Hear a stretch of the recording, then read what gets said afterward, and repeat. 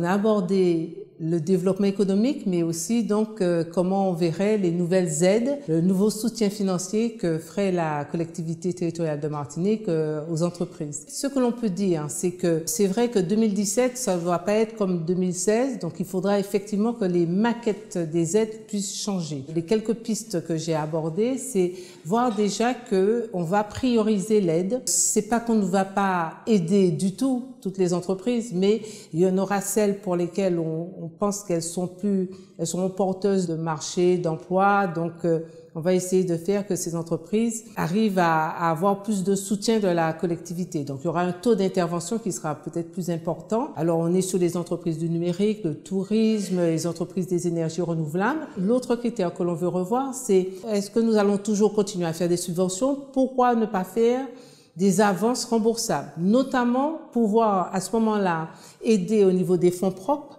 et non plus aider qu'uniquement ce qu'on fait aujourd'hui au niveau de l'équipement.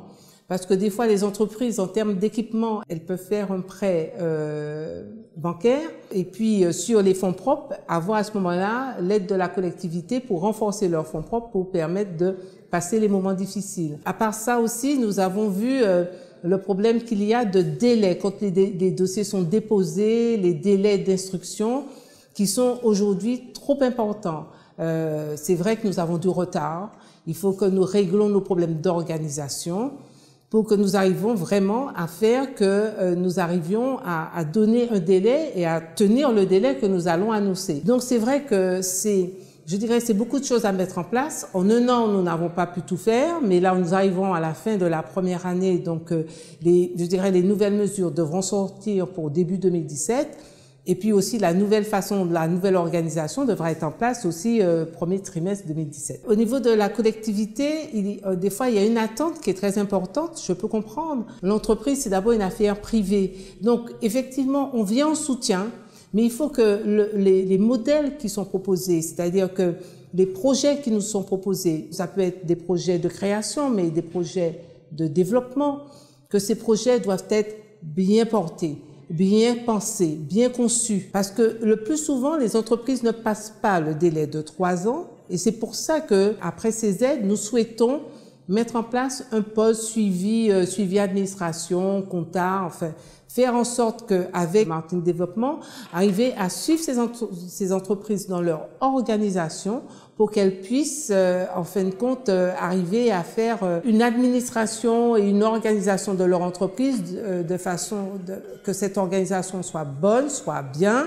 que des bonnes décisions soient prises pour enfin qu'elles arrivent à passer les temps difficiles et qu'elles puissent effectivement s'en sortir et devenir des entreprises pérennes. On a déjà aujourd'hui, notamment dans le numérique, repéré les entreprises qui sont, je dirais, en demande de soutien. Il faut qu'on annonce ce qu'on va dire. Donc nous avons le salon de l'entreprise que nous allons faire au mois de janvier, le 19 et le 20 janvier à Madiana.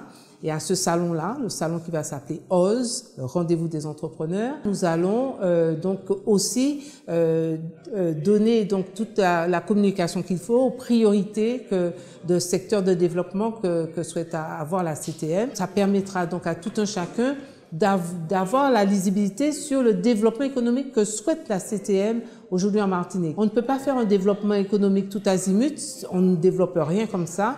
Il faut prioriser et donc on va l'annoncer, annoncer nos priorités et annoncer aussi dans quelle mesure nous allons pouvoir avoir un taux d'intervention plus important pour ces secteurs priorisés.